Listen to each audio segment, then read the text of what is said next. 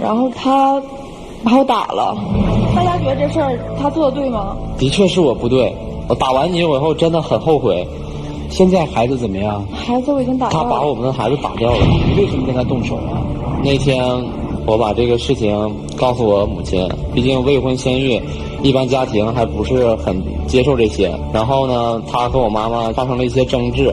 我这个人本身呢就是很乖的那种，我为了他和我母亲顶嘴，但是他呢却还是不依不饶对待我的母亲。我不依不饶是因为啥呀？你自己不知道吗？他妈说这孩子不是他的，我跟他说了1年多，他家根本就没把我当成他家人，而且他妈始终就看不上我。不，妈妈怎么有这样的想法？这个说来也是巧，2个月前吧，下楼的时候我也没注意摔倒了，尾椎摔坏了，在医院里躺了半个多月。因为我摔伤那个阶段和推算有孩子那个阶段时间是差不多的，我母亲认为我那时候在住院，不可能和他有孩子。但是我跟我母亲解释了，那孩子的确是我的。他爸他妈压根儿就没觉得这孩子是他家的，所以我当时特别生气。然后我知道这个孩子是我的，自己去把孩子做掉的。我已经说了，这个孩子是我的，我告诉他们了。但是我解释了，你也不应该把孩子打掉啊。不，等等啊，那你怎么又打了他呢？还没说打他这一节呢。主要是因为他跟我母亲争吵，毕竟那是我的母亲，我当时也是很冲动打了他。他母亲为什么不喜欢你？本来就是我比他大3岁，可能老人家就不太喜欢，然后还觉得我太强势了。但是我觉得我没有那么强势，我对他一直都特别好，他从上到下都是我给他买的。你跟他父母的关系怎么样？也有一些矛盾，他父母觉得我比较小，不能照顾好他们。因为他说话办事实在是太差劲了。第一次去我家见我父母，给我爸拿了盒烟。1盒烟，1条烟，1条烟不挺好的吗？那烟600多块钱呢，我自己都舍不得抽啊。我也不是有意打开的，这烟吧，其实是我帮同事帮了点忙，然后他送我的。在单位里呢，人多眼杂，然后不想让别人知道是别人送我的，我就假意的就把包装给打开了。但是我里面什么都没有动。第一次去我家就带这个，再说了，你说。老人嘛，他就是图个开心。你说这事儿完全你可以变另一种形式跟我爸说，你就说你给我爸买盒烟，然后你同事不知道随便打开了，这也行。他说这烟是别人送他的，然后他送给我爸了。那天还发生一事儿，就我妈新买件衣服穿给我们看，说好不好看问我们，然后他说哎阿姨穿这衣服真富态，富态不就是胖吗？现在女人都讨厌别人说自己胖，对吧？那你完全可以夸过我没那个意思，你完全可以夸过我妈漂亮，或者这衣服漂亮，你为啥非得说我妈胖啊？富态这个词儿本身就是个不好意思嘛，就这么点小事就过不去。这还不算呢，你知道我俩之前发生这事儿，给我爸气的都不行了。他同事和他朋友什么的叫我们一起出去泡温泉，但是吧，我从小到大我家都管我特别严。当天吧，我跟我爸撒了个谎，我说我去同学家，可能晚上不一定回来了。说完之后，我们在那边玩呢，然后我不知道他把我手机关机了。当我拿起手机的时候，我开机一看，我爸给我发了老多条短信了。你干嘛关机啊？那时候大家一起玩嘛，都玩挺开心的。每次吧，他家里给他打电话，不是打半个小时就是40分钟的，多影响气氛呢。你说大家都玩不开心。是我当时撒了谎，我说去我同学家，然后我爸着急给我同学打电话，我同学说根本就没有这事儿，那我爸更着急了。你说我家就我自己一个孩子，虽然我现在这么大了，但是你说我爸我妈养我这回再丢了咋办？然后之后给他打电话，他接电话可倒好，那语气简直了。我也不是有意的呀，主要是叔叔一接电话就我说我和他在一起，叔叔立马就骂起来了。我也是有点脾气，然后也争吵了一下子但后来嘛，我把他送回家，我想跟叔叔道个歉嘛。可是他爸呢，我一进他家以后，他爸拽住我，完以后就报警，说我拐卖他姑娘。就因为这事儿，我还去一趟派出所，让我那个朋友啊、同事啊都知道这事儿了，我就抬不起头来。现在那不是因为这事儿，我不也是跟我爸吵起来了吗？然后我跟他说，我说咱俩搬出去住吧，他说行。然后结果说让我上他家住去。我家不是大吗？去了吗？去了，主要是我俩挣的也不多长春租房子1个月还挺贵的。我寻思搬到我家来，我爸我妈呢也能那个照顾我俩嘛。我在他家住那些天，我都憋死气了。他现在都20多岁了，然后他爸他妈天天就跟哄孩子似的，他妈每天早上就把衣服都给他摆好了，然后再配一双鞋，而且他妈给他搭配那衣服都老难看了，他妈50多岁了，那眼光就是老头。然后之后呢，他妈说我买的不好看，非得按照他的那个搭配，总是因为这些小事，我跟他妈没完没了的吵，也没法好了。你说他这样就天天办事办不明白，啥整不明白，然后就在家像乖宝宝似的，听他爸听他妈的话。你说我就觉得我跟他在一起根本就看不到未来。咋看不到未来了？你看，自从我知道你把孩子打了，我很有诚意的领着我妈去你家，但是呢，我到他家，他妈立马给他爸打个电话，问准备好了吗？我还开始还以为是准备饭呢但是结果呢，一会儿他爸呢领着他的那个叔叔阿姨啥的都来了，干嘛？说要削我，说打着我腿，发生很大争吵，后来也是邻居报警了。我这一辈子就进过这么2次派出所，以后你肯定还会进。给孩子上户口得去派出所吧，没关系啊。现在都闹成这样了，我觉得我俩就没有在一起的必要了。然后他天天还拖拉拉、磨磨唧唧的，天天给我打电话呀，上我家去找我去。我觉得他这样就是耽误我。我现在都27了，我也得找我自己以后的未来啊。等于现在你想分开？对。你父母什么意见？因为我在他家住那些天，然后我回家跟我爸妈说了，我爸妈就觉得我跟他在一起不太合适，他根本就不能照顾我。你父母的意见呢？现在我跟我父母也讲了，他之前怀的孩子是我的，我父母现在也慢慢的接受我们这边的感情。我妈也觉得他挺愧疚的，毕竟因为他的一时冲动让他把我们的孩子打掉了。现在你们俩情感最大的障碍是他还是他的父母？应该是他的这一关吧。我觉得是你不知道你自己想要的是什么。我真的是想和你在一起，我真的想和你有一个未来。我跟你没有未来。好吧，有没有未来？先听听我们情感观察员和我们爱情导师他们是怎么看的。一起进入丘比特问卷。站在我的立场上来说，我特别理解小丹的心情。你说哪个女孩能忍受得了说你肚子里的娃娃不是我孩子的？这是一种羞辱，搁谁都受不了。所以小凯，问题现在就在于你了。你说你这孩子吧，岁数不大，那你不能不长心眼啊！你说咱们东北人最好面了，是不是？你头一回上老丈干子家去，你不给自己脸上长脸，你还往自己脸上倒抽2巴掌，这谁救得了你？这孩子就是情商太低。我说这女孩吧，好像是都是她的不是，幼稚是吧？不值得托付，你就成熟吗？你作为一个女人，自己怀了孩子，该怎么办？这是一条生命，没有人能比你更能做主这件事情。打掉孩子这件事情很伤人，不管是你自己，他，还是你的父母，包括他的父母，都受伤了。你因为跟他妈妈赌气，跟他赌气，伤害了自己的孩子。姑娘，如果你真认定他是一个完全说话没分量的、不能对自己的女人和孩子负责任的人，就不应该怀这个孩子。你觉得你成熟了？然后说这男孩几句，其实在这个年龄不成熟很正常，但是你不能被动的等着成熟。你的女人就到你家里来了，需要你照顾了，你得显示出一个将来能负责任的大丈夫的角色啊！你还依偎在你爸妈身边，让他们照顾你呢，在自己的母亲面前无法保证自己心爱的女人的尊严，还怀疑到孩子的问题，你也够丢人。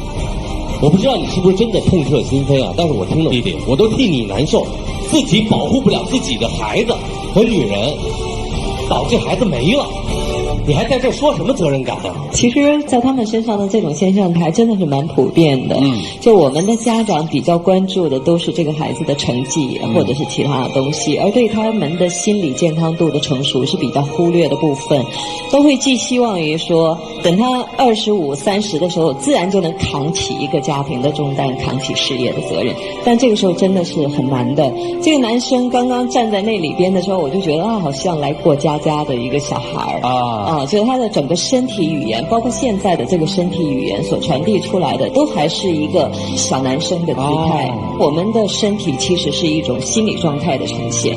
那他能做到现在这个程度，还真的是姑娘，那这个孩子还真的蛮努力了。我怕他像你说那样过家家可是对不起，你也不够成熟。从你刚才的，虽然你表现的是我照顾他，你做很多事，但你只是像姐姐而不是女人。你对待孩子的态度，以及你在这边住了20多天，然后回到家立刻就跟自己的爸爸妈妈去讲这边是什么事情。你的行为表现也是一个小姑娘，在外面受了委屈，然后回来就跟爸爸妈妈告状。那一个成熟的女人，她是需要自己去处理自己的生活问题的，包括孩子的问题。所以其实在心理成熟度上来讲，你们2个人不相上下。这是还蛮匹配的。很匹配，对。而且我想告诉你的就是，当我们非常讨厌一个人身上的行为的时候，这是一个心理投射，往往意味着这是你自己排斥的一部分。当你嫌弃他幼稚的时候，其实幼稚恰恰是你自己不希望看见的，在你自己身上的一个特质。所以你需要去学习面对，让自己成熟。那当你自己愿意成熟的时候，你也会很喜欢看着他跟你一起共同成长。你要知道，一段关系最稳定的就是2个人能够一起成长。你们3个人搭的可真好，一个骂女的，一个骂男的，一个和稀泥。那接下来我们的爱情导师会说些什么呢？我们听听涂老师怎么说。那我就说说父母吧。说是中国的爱情无非是4种：刻骨铭心的爱，始乱终弃的赖，生离死别的哭和棒打鸳鸯的坏。我就不明白，在子女的择偶问题上，除了对方的生理健康或者是道德品质上如果没有问题，你干嘛要去干涉别人的婚姻？此时此刻站在台上的仿佛不是你们俩，而是你们俩的父母。而且你们俩父母在抽自己的耳光，为什么呢？事实上证明他的教育是失败的。第一，你说他不敢独立，他要把你拎回自己家里住。你从他们家搬出去之后，你可不也回了自己家吗？你自己也没自己独立，好好冷静一下呀！你掉头就回家了吗？是吧？第二，不敢承担责任，有了孩子不敢承担，怕呢就把他直接打掉。怎么能说打就打呢？敢于承担吗？连承担的勇气也没有。而最可恶的是，让我最讨厌的是第3点，也是现在出现在很多孩子身上的一点。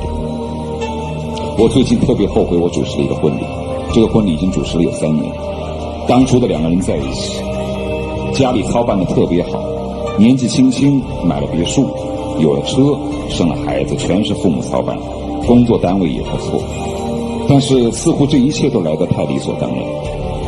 父母搭建好的小窝已经完成了，但是中间的精神文明建设根本没有起来。直至今天，他们俩之间要离婚，他们觉得不知道是因为什么而走在一起。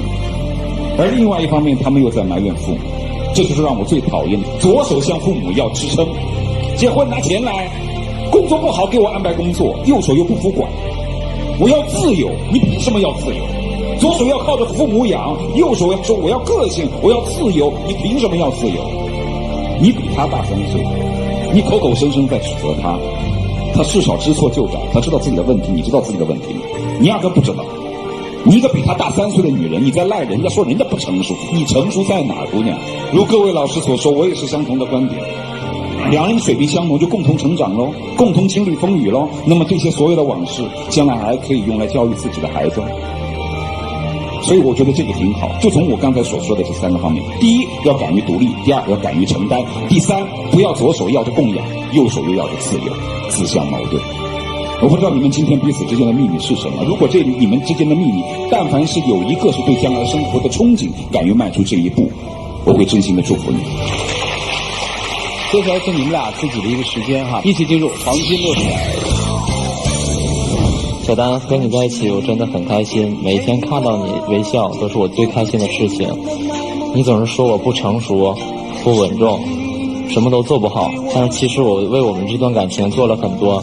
如果你一会儿看到我的宝箱后，我觉得你会回心转意，我真的想和你在一起，想和你有一个未来。我今天来到这儿就是想跟你分手。从我把孩子做掉的那时候，我就决心要跟你分手了，因为你的幼稚真的让我看不到未来。还有我们双父母都不同意，你说我都27了，我再等你2年，我都30了，我还咋嫁人呢？我觉得咱们今天就分手吧，然后你去找你的幸福，我去找我的未来。请亮灯哈，你要去找未来是吧？可是他刚才说，他今天箱子里藏的那个秘密，也许能让他回心转意。来，请回两位。你去他那儿看他的秘密，你去他那儿看他的秘密。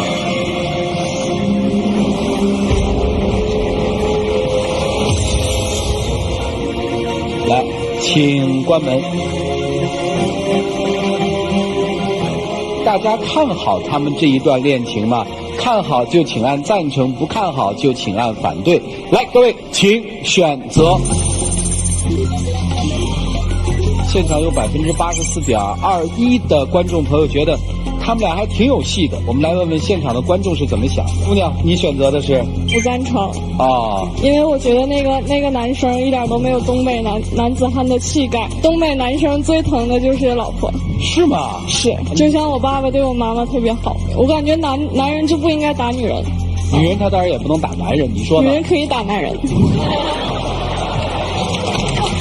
对，这很有意思。女人为什么可以打男人？女人嘛，就应该就是受男人的呵护保护。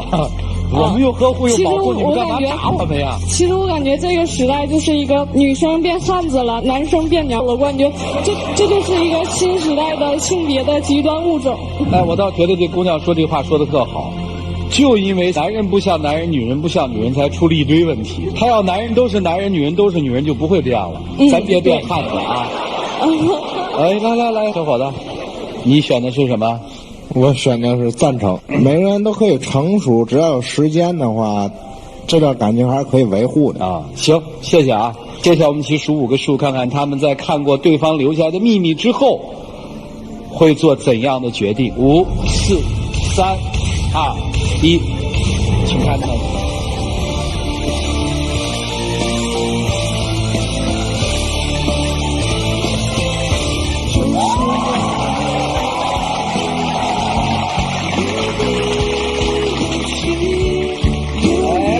不是要找未来了吗？怎么又回来了呢？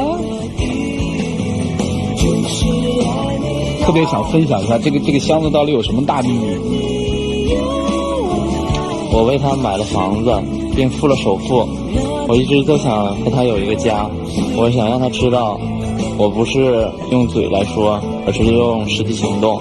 可以啊，哥们儿！哎呀，可以！这全是谁的钱啊？有我2年来工作的积蓄，也有我父母的一些钱啊。本来我是想给他一个惊喜的，但是之后因为发生了这些事情，他的电话也打不通，人也找不到，所以只能借助这次机会。兄弟，以后不要老给惊喜，生活就生活，你老惊喜，洗不了都惊着了。你那秘密，我能看看吗？哟，这什么呀？他送我的手链，定情信物啊。本来打算今天我们就要分手了，然后把这还他。你还是别还我了，我还给你带上吧。